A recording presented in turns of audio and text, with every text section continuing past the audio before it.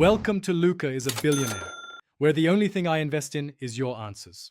You begin by confirming prerequisites. You need level 10, winter gear, and basic supplies.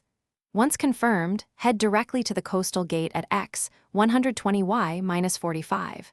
Move quickly. Daytime makes NPCs visible and reduces hostile patrols. Make sure to collect 5 fish and 2 torches before entering. Those items unlock a trader and light dark tunnels. As you approach the gate, watch for guard patterns and use crouch to avoid early aggro. This saves health and preserves. Once at the frozen inlet, the mid-route puzzle appears.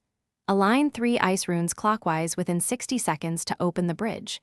You will need to use a torch to melt fragile cracks. Light the torch, then target weak ice and perform a sprint jump to cross safely. Make sure to trade your 5 fish to the coastal NPC for a sled. The sled increases travel speed and lowers cold consumption by 40%. Keep an eye on stamina. Manage short rests to avoid falling through thin ice. You finish by arriving at the Penguin Valley Gate. Do not dismount the sled until the gate clicks open, because dismounting can trigger an alarm. Once inside, approach the Elder Penguin NPC and offer 1/2 trade token to gain formal permission. This unlocks the settlement interior.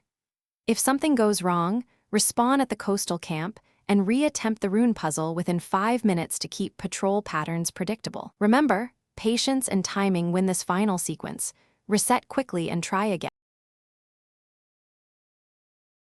Thanks for watching and please subscribe. It's the best investment you'll ever make.